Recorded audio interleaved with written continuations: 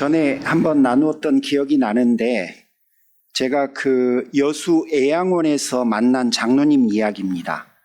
서울에 사역할 때 여수 입구에 여천이라고 하는 곳이 있는데 애양원은 그 여천에 있습니다.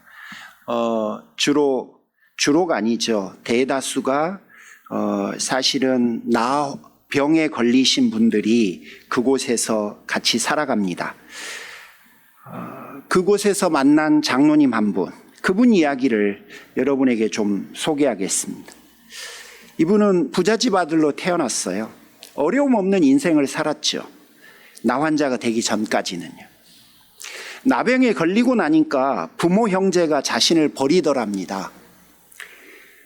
그렇죠. 그 당시에는 나병이 전염병이라고 생각했으니까 가족들이라고 어떡하겠어요. 부잣집 아들이 하루아침에 나병에 걸린 거지가 되고 만 거예요. 떠돌고 떠돌다가 결국 찾아온 곳이 같은 처지의 사람들이 사는 애양원이었답니다. 시간이 흐르면서 손가락 10개가 잘려나가고 손가락 10개가 잘려나갈 때 세상을 향해서 분노했고 또 시간이 흐르니까 발가락 10개가 잘려나가고 자신의 신세를 저주했답니다. 시간이 흐르면서 나균이 시신경에 침투해서 시력을 잃고 얼굴 이곳저곳 살점이 떨어져 나가자 하나님을 저주했답니다. 그렇게 저주와 분노와 또 무기력함으로 인생을 하루하루 살아가다 보니까 어느 날 자기도 모르게 자기가 주님을 영접하고 있더래요. 뜨거운 눈물을 흘리면서 회개하고 있는 자신을 발견했답니다. 긴 이야기 끝에 그분이 저에게 한마디를 물으셨어요. 목사님, 제가 나병에 걸린 것이 축복입니까? 저주입니까? 제가 답을 못했습니다. 제가 그분의 인생이 되어서 한순간도 살아본 적이 없는데, 그리고 제가 살아온 인생은 그분이 살아온 인생과 비교하면 훨씬 제가 살아온 인생보다 더 무겁고 어려웠을 것 같은데 제가 감히 축복입니다, 저주입니다 라고 말을 할 수가 없었습니다. 가만히 있으니까 장로님께서 먼저 말씀하셨어요. 목사님, 저는 축복이라고 생각합니다. 제가 나병에 안 걸렸으면 예수의 사랑을 알게나 했을까요? 여러분, 솔직히 내가 나병에 안 걸렸고 그 인생을 겪어보지 않았기 때문에 축복이다 저주다 쉽게 나올 가능성이 있습니다. 하지만 나병이 축복이다라는 결론에 도달하기까지 장로님은 어떤 세월을 보냈을까요? 나병도 축복이라고 하는 데까지 고백할 수 있을 정도까지 가려면 그분이 하나님으로부터 받은 은혜가 얼마나 커야 할까요? 그분하고 몇 시간을 보내는데 저는 그분에게서 그리스도의 향기가 느껴졌어요. 솔직히 경중은 있겠지만 우리 모두는 어려운 일을 겪으며 살아요. 여러분, 한 개인이 책 한 권 정도 쓸 수 있는 스토리들은 인생이라면 다 가지고 있어요. 우리 인생은 누가 어렵게 살았나라고 하는 경연장이 아니잖아요. 어떤 어려움을 겪었느냐 겪지 않았냐 보다는 솔직히 말씀드리면 그런 거는 없는 사람이 없기 때문에 그래서 무엇을 남겼느냐가 훨씬 더 중요한 거예요. 피 묻은 붕대들을 남겼는지, 밤낮 흘린 눈물과 몸부림친 고통들을 남겼는지, 극적인 완치의 이야기를 남겼는지, 어려웠던 한때의 기억과 회상을 남겼는지, 여러분, 무엇을 남겼느냐가 무엇을 겪었느냐보다 사실은 훨씬 더 중요한 것 같아요. 빌립보 성도들에게 신앙의 위기가 닥쳤습니다. 진리 아닌 것이 진리인 것처럼 그들의 신앙을 찾아와서 위협했어요. 알 길이 없었죠. 그래서 그것들이 옳은 것인 줄 알고 받아서 살아가다 보니까 자신들의 삶이 피폐해지고 자기들의 신앙은 왜곡되어져 갔습니다. 그들을 바울을 통해서 하나님 나라 복음을 받은 사람들이었는데, 여러분, 이분들이 신앙으로 살고 있었음에도 불구하고 조용히 들어온 사람들에 의해서 그들의 신앙과 삶은 위협을 받기 시작했습니다. 읽지 않았지만 2절에서 바울은 그들을 향해서 굉장히 험악한 단어들을 사용합니다. 그들은 개들이다. 그들은 악한 사람들이다. 그들은 자기의 살을 살짝 도려낸 할례를 주장하는 가짜들일 뿐이다. 과연 바울이 지금 말하고 있는 이 사람들이 누굴지, 그리고 왜 그렇게 생각하는지를 우리가 오늘 설교에서 가장 중요하게 알아내야 될 것 같습니다. 일단 개들이라고 하는 것은 마태복음 15장에 레퍼런스가 있습니다. 이방 가나안 여인이 예수님께 귀신 들려 있는 자기 딸을 고쳐달라고 하는 요청을 합니다. 그러자 예수님께서 무슨 생각인지 모르겠지만 자녀들의 것을 개들에게 주지 않는다라고 하는 험악한 말씀을 해요. 그러자 이 여인이 개도 주인의 상에서 떨어지는 부스러기를 먹습니다 라고 하는 이야기가 나와요. 거기서 개라고 하는 단어가 나오는데, 이 개는 유대인들이 이방인들을 지칭할 때 이방인들을 개로 여긴 거예요. 그러면 빌립보서 3장 2절에서 나오는 개는 유대인이 이방인을 개라고 했으니 이방인을 말하는 걸까요? 그 다음을 가보시죠. 악한 일꾼이라고 하는 단어가 나오는데요. 개역 개정이나 개역 한글판에는 행악하는 자들이다. 뭐라고 하냐면 악을 행하는 사람들일 뿐이다. 이런 말이에요. 이거는 누가복음 18장 11절 12절에 레퍼런스가 있습니다. 거기에는 한 바리새인의 기도가 나오는데요. 바리새인은 유대교인이죠. 유대인이 이렇게 기도해요. 하나님 감사합니다. 저는 남의 것을 빼앗거나 불의한 자나 간음한 자와 같이 다른 사람들과 같지 않으며 더구나 저는 저 세리와는 다릅니다. 저는 일주일에 2번씩 금식을 하고 또 저의 모든 소득의 11조를 하나님께 바치고 있습니다. 율법을 지키고 있고 그 다음에 일주일에 2번씩이나 금식을 하고 있고 그 다음에 모든 소득의 11조를 드리고 있기 때문에 자기는 선을 행하는 사람이라고 바리새인은 이야기를 합니다. 반면에 율법을 지키지 않고 있는 저 세리는 악인이라고 이야기를 해요. 그러면 여기서 악한 사람이다라고 하는 단어는 어떤 의미냐면 하나님께서 우리에게 주신 율법대로 따르지 않는 사람들은 악한 사람이에요. 그런데 나는 율법을 지키고 있기 때문에 나는 선한 사람인 거예요. 자, 그러면 여기서 선한 사람과 악을 행하는 사람은 율법을 지키는 사람과 지키지 않는 사람을 뜻하죠. 마지막 세 번째, 이 단어는 굉장히 좀 어렵습니다. 헬라어로는 페리토메라고 하는 단어가 할례를 지칭하는 헬라어 단어인데 여기서는 바울이 페리토메라고 하는 단어를 쓰지 않고 자기 마음대로 단어를 하나 만들어내요. 앞에 단어를 바꿔서 카타토메라고 하는 단어를 씁니다. 성경에는 없어요. 없는 게 아니고 바울은 이 단어를 자기가 멋대로 바꿔서 카타토메라고 하는 단어를 여기서 씁니다. 이게 무슨 말이냐면요. 창세기 17장에서 하나님의 약속을 신뢰하지 않는 아브라함에게 하나님께서 약속을 하시면서 너도 이제는 내가 너에게 한 그 언약을 믿겠다고 하는 징표를 보여라. 징표를 다오. 그리고 하나님이 요구하셨던 게 할례를 행하는 거예요. 그러니까 할례라고 하는 것은 무엇을 의미하냐면 아브라함이 하나님께서 주신 약속을 지키며 신실하게 그 약속 앞에서 그 언약 앞에서 신실한 삶을 살겠다고 아브라함이 하나님에게 한 약속의 징표가 할례였던 거예요. 다시 표현하면 할례는 인간이 하나님 앞에 맹세로 한 서약인 거예요.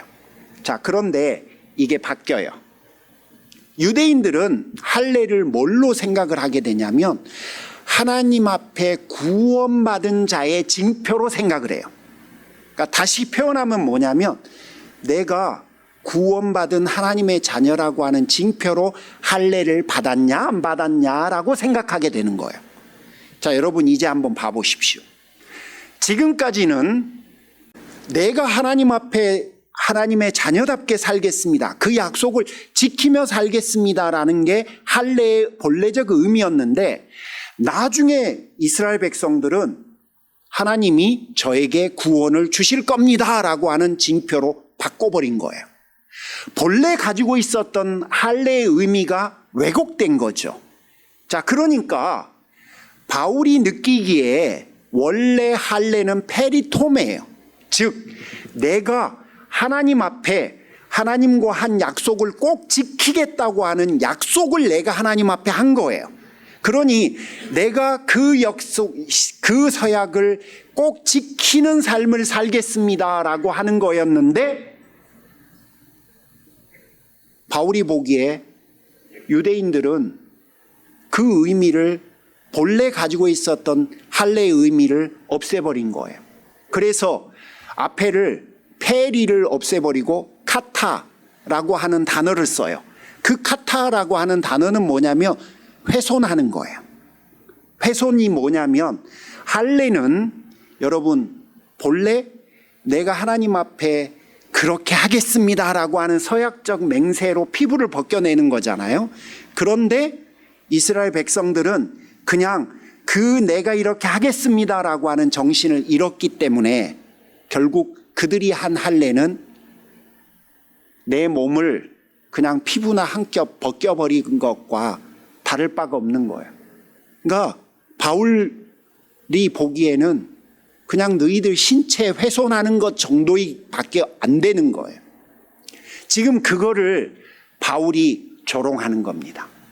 자, 그러면 여러분 한번 봐보시죠. 걔 누굽니까? 악을 행하는 자들 누굽니까?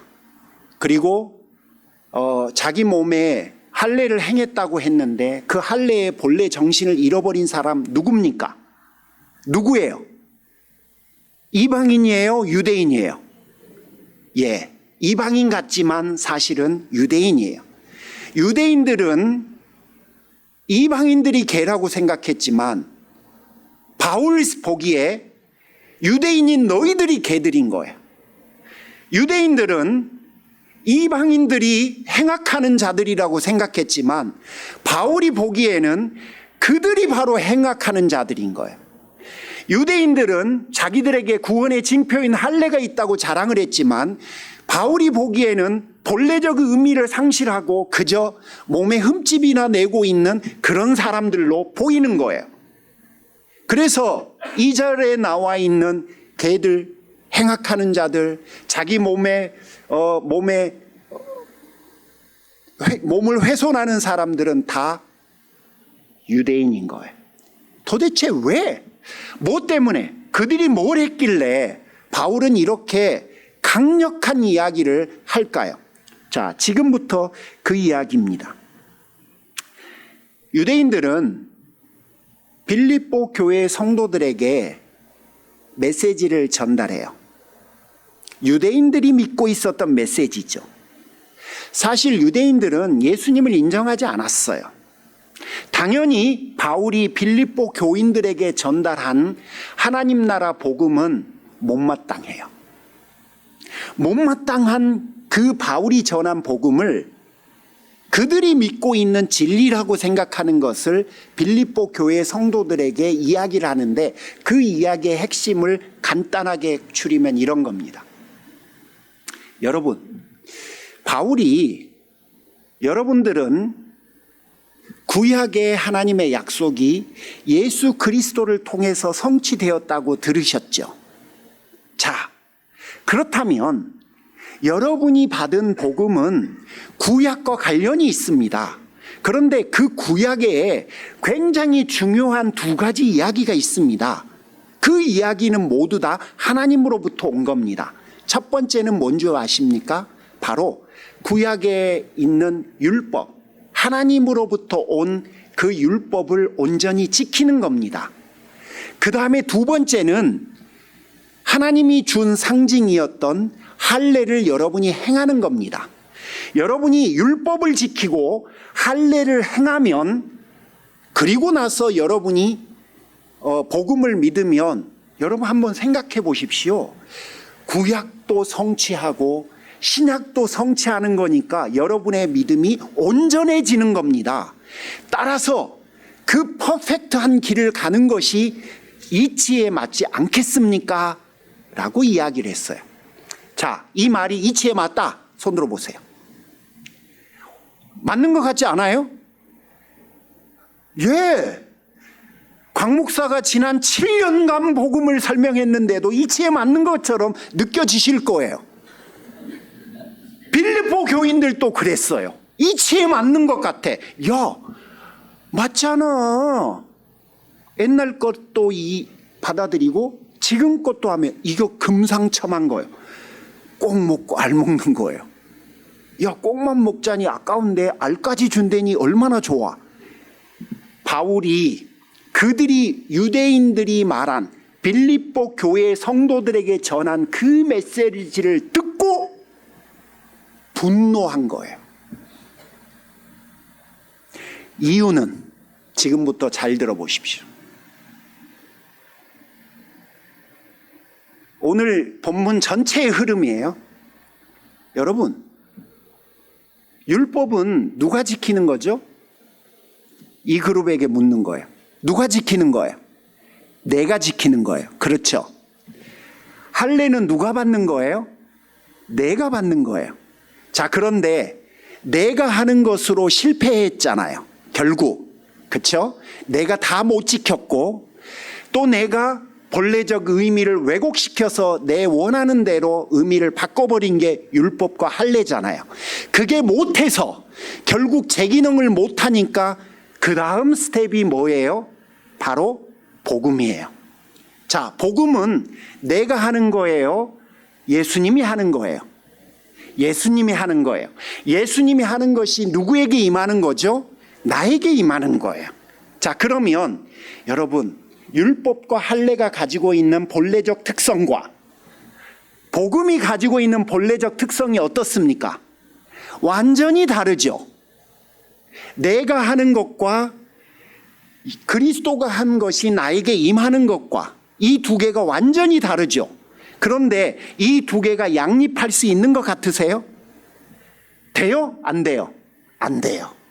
안 되는 것을 유대교 사람들이 와서 요구를 한 거예요. 네가 해라. 네가 해야 한다. 여러분, 네가 해라, 네가 해야 한다라는 것은 그리스도의 복음을 받아들이지 말라는 것과 똑같은 거고, 그리스도 복음이 무용지물이 되게 만드는 것과 똑같은 거예요. 자, 그런데 꼭 먹고 알 먹는 거예요? 구약도 이루고 신약도 받아들이는 거예요? 아닌 거죠.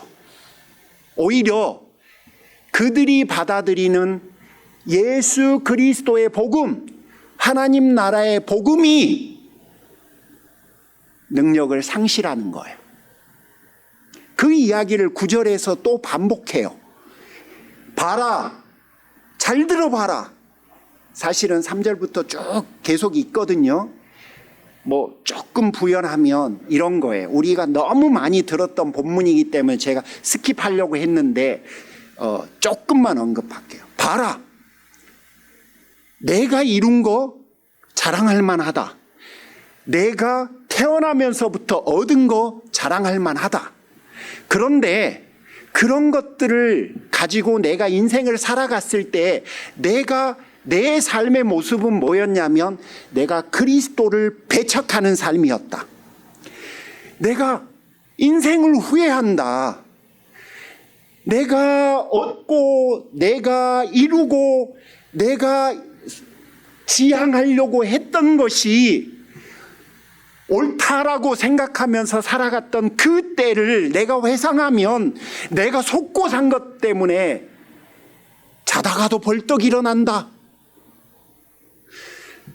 너희들이 이루고 얻고 성취한 것을 자랑하면 사실은 나도 너희들 못지않게 태어나면서부터 받은 것도 있고 그리고 내가 뼈 빠지게 이룬 것도 있고 그 모든 것들을 다 너희들 못지않게 자랑할 만하지만 내가 그거를 의지하고 인생을 살아온 그 세월들은 오히려 내가 십자가의 원수와 같이 인생을 살아왔고 오히려 하나님의 반해서 그분의 뜻과는 정반대의 삶을 살았는데 또 너희들이 네가 이룬 것, 네가 행한 것, 너가 얻은 것을 가지고 인생을 살아가야 된다라고 강조한다는 게 말이 되느냐? 그럴 수 없다. 신앙은 그런 게 아니다. 그리스도가 우리에게 주신 복음의 은혜는 너가 이룬 것이 아니라 그분이 성취하신 것이 값없이 믿음이라고 하는 성령의 역사를 통해서 너의 인생에 부어져 버린 거다. 그러니 너희들은 그 은혜를 입은 사람들은 네가 뭘 성취할지, 네가 뭘 이룰지, 네가 어떻게 살아가야 될지에 대한 고뇌가 아니라 그리스도가 너에게 주신 것이 무엇인지, 나에게 임한 그 은혜가 얼마나 깊은 건지, 그 은혜가 나의 인생에 얼만큼 깊숙이 들어와서 내 삶을 어떻게 바꿔내고 있는지에 대한 관심으로 살아가는 것이 삶인 거다. 지금 그 이야기를 해주고 싶은 거예요. 바울은 이런 이야기를 하면 수많은 분들이 오해를 해요. 그러면 열심히 안 살아도 된단 말입니까? 자, 아까 서론에서 이야기했던 그 장로님 이야기 한번 다시 돌아가 보시죠. 이분이 나병에 걸린 자신의 삶을 축복이라고 이야기를 하는데 전 솔직히 가볍게 말할 자신이 없어요. 여러분 중에 축복이죠? 그런 말을 이걸 어떻게 그렇게 쉽게 할 수 있을까 싶은데 우리는 참 되게 남의 이야기는 쉽게 해요. 근데 여러분, 나 환자로 하루라도 살아보셨어요?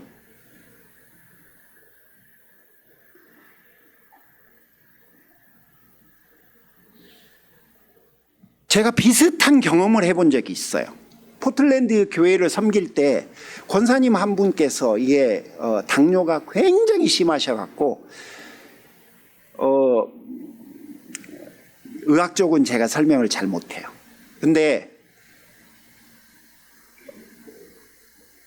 몇 주 후에 권사님한테 신방 가면 목사님 나 가서 발가락 2개 자르고 왔어요. 그러고 보여줘요.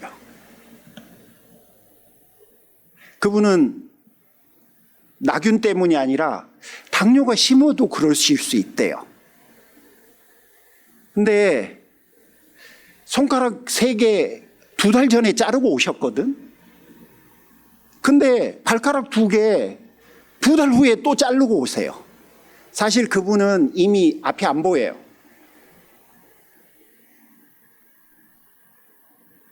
아니, 손가락 2개 없어져 봐요. 발가락 3개 없어져 봐요. 균형 못 잡아요.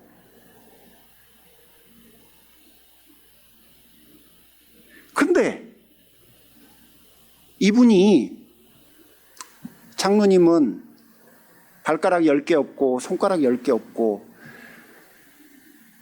물론 눈이 안 보이니까 자기 얼굴이 어떻게 된지도 사실은 감이 덜 하겠죠. 그런데 여러분, 그런 삶이 인생에 계속 벌어진다고 생각해 봐요. 그게 축복이다 라고 하는 말을 그분이 한다고 생각을 해봐요. 무슨 생각이고 어떤 마음이면 거기까지 갈 수 있을까요? 그 인생을 살아보지 않은 내가 축복이죠 라고 하는 말을 할 수 있을까요? 참 어려운 이야기였어요. 네, 제가 궁금했어요. 진짜 할까? 진짜세요? 그랬더니 이분이 예배 드릴 때 제가 확인을 했어요. 진짜요. 어떻게 진짜인 줄 아십니까? 자기가 나병에 걸린 것이 축복이라고 생각했으면, 여러분, 찬양할 때 찬양하면 기분 좋잖아요. 그럼 우리 박수 치잖아요. 그러면 이분도 어떻게 해야 돼요? 표현해야 되잖아요. 기쁨을. 그렇죠? 뭐 입도 반쯤 붙어 있으니까 사실은 그분이 웃는 건지 인상을 쓰는 건지 잘 몰라요. 제가 봐서는 잘 모르겠어요. 그런데 그분도 기분 좋으면 그 기쁨을 표현하려고 애를 쓸 거예요. 우리가 박수를 치면 이분도 어떻게든지 그걸 표현하고 싶을 거 아니에요. 이분도 박수를 쳐요. 박수를 치는데, 아니 손가락이 없는데 어떻게 박수를 칩니까? 이게 안 돼요. 이게 없거든. 그러면 어떻게 치는지 아세요? 어떻게 하는지 아세요? 이분은 요걸 갖고 허벅지를 쳐요. 여러분, 찬양 한 곡 허벅지 쳐봐요. 몰입해봐요. 그러면 얼마나 세게 치는지도 몰라요. 그러다가 이분이 더 기쁨이 충만해지잖아요. 그럼 뭐 하는 줄 아십니까? 반대쪽 손으로 갖고는 뺨을 쳐요. 뺨을.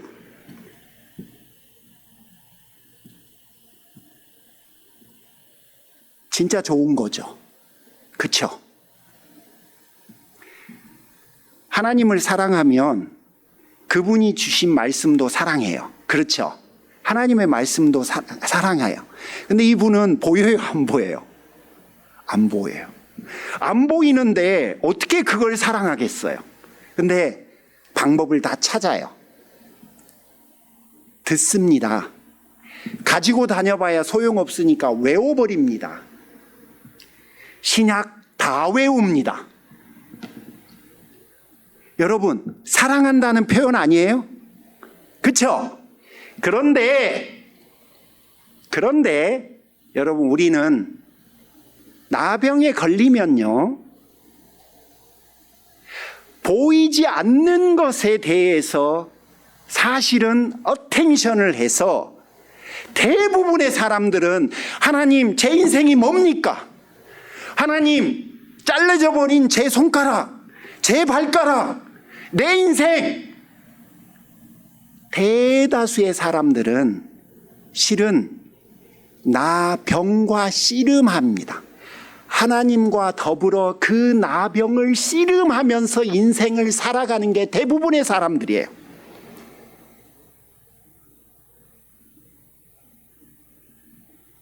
그러지, 손가락이 없어도 찬양할 길을 찾고, 눈이 보이지 않아도 성경을 묵상할 길을 찾으려고 하지 않아요.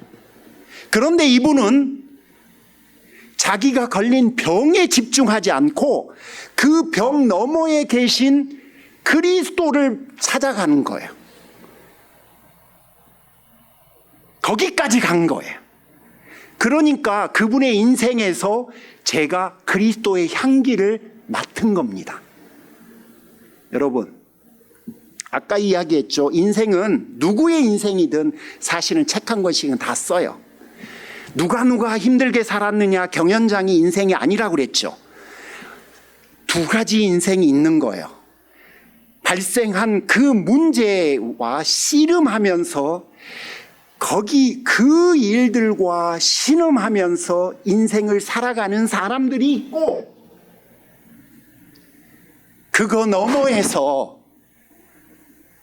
그것과 더불어서 여러분, 그럼에도 불구하고 내가 좋은 그분과 더불어 인생을 살아갈 길을 터득하고 그 방법을 하루하루 찾아가는 사람들도 있는 거예요.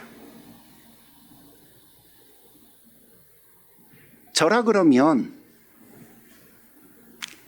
전자만으로도 훌륭하다고 생각해요. 제 생각에는.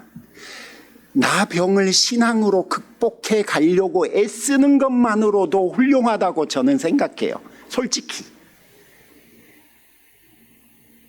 그런데 이 장로님은 인생을 나 병 갖고 신음하고 신음하는 것을 넘어서서 나병이 자신에게 축복이라고 결론 짓고 그 축복을 그 다음부터는 누리는 길을 찾아서 인생을 살아간 거예요. 멋지죠? 자, 그러면 결국 오늘 본문이 우리에게 하고 싶은 이야기는 이걸 거예요. 신앙인으로 인생을 살아도 너희에게는 싸움이 있어. 위협이 있어. 너희의 신앙과 너희의 삶을 흔들어 버릴 수 있는 그런 일들은 발생해. 그러나 그 일들이 발생했을 때 많은 사람들은 그 일들과 부둥켜 안고 고슴도치를 부둥켜 안고 인생을 아파하고 찔리면서 살아갈 건지 아니면 그 다음에 있는 그 너머에 있는 그리스도의 초점을 맞춰서 내가 이룬 것, 내가 얻은 것, 내가 누리는 것 뿐만 아니라 그리스도가 나를 위해서 주신 것에 내 시선과 내 마음과 내 신앙을 포커스해서 그분으로부터 오는 것을 받아서 내가 인생을 살아갈지 두 개의 그림이 있는 거예요.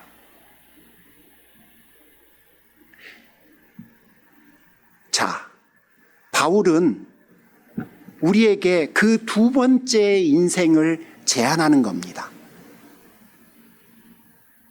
여러분, 제가 하나님으로부터 은혜를 많이 받았어요. 다메섹으로 가는 길에서 부활하신 예수를 만났어요. 그러니 그것만으로도 제 인생은 완전히 바뀌었어요. 하지만 저는 그 다메섹으로 가는 길에서 만난 그 부활하신 예수의 은혜가 제 인생에 얼마나 깊고 넓고 큰지를 아직 다 안 게 아니에요. 그래서 저는 지금도 그것에 포커스를 맞춰서 저는 오늘 하루의 인생을 달려갈 겁니다. 내가 뭘 이뤘고 내가 뭘 얻었고 내가 어떤 대접을 받았고 라고 하는 것이 내 인생의 한 부분인 건 분명히 맞지만 그럼에도 불구하고 제가 진짜로 포커스하고 있는 것은 바로 그리스도가 나를 위해서 해주신 그것들이 내 인생을 완전히 지배하고 내 인생에서 마음껏 일할 수 있도록 내가 그 은혜 속으로 들어가려고 하는 겁니다. 나는 그걸 위해서 오늘 하루를 달려갈 겁니다. 바울이 우리에게 말하고 싶은 건 바로 그거예요.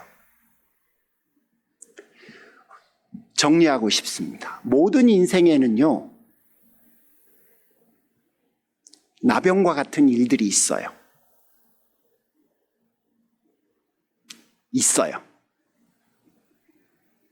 그런데 신앙은 뭐냐면요, 믿음으로 그 나병을 극복하는 것뿐만 아니라요, 그리스도가 나에게 부어주신 그 은혜가 나병에 걸린 내 인생에 어떻게 임재하는지를 보며 나병과 동일하게 동시에 그거는 이겨내기 위해서 수도 없이 스트러글하고 아무리 신앙으로 산다고 해도 베개를 눈물로 젖게 하는 수많은 밤낮을 살아가야 하겠지만 나병에 걸리지 않는 사람보다 더 힘겹게 하루하루의 인생을 살아가야 하겠지만 그거는 너무나 당연한 거지만 그거에만 내 인생이 매몰되지 않고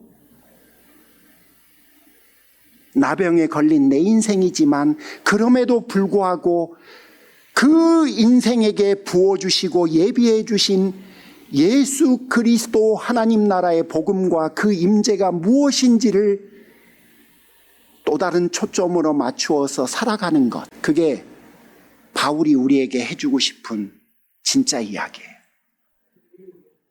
자, 여러분 이제 여러분은 한번 여러분의 신앙과 여러분의 인생의 퍼스펙티브를 한번 고려해 보시죠. 내 인생에 일어나고 있는 수많은 문제와 함께 뒹굴고 있는지, 아니면 그것과 더불어서 그럼에도 불구하고 내 인생 가운데 임재하고 있는 그분이 펼쳐놓으신 그 은혜의 깊이와 넓이와 높이에 내가 함몰되기 위해서 포커스 맞추고 있는 건지, 이걸 위해 이걸 잃어버리고 있는 건 아닌지. 그러면 세월이 지나면 이것만 남아요. 이건 안 남아요.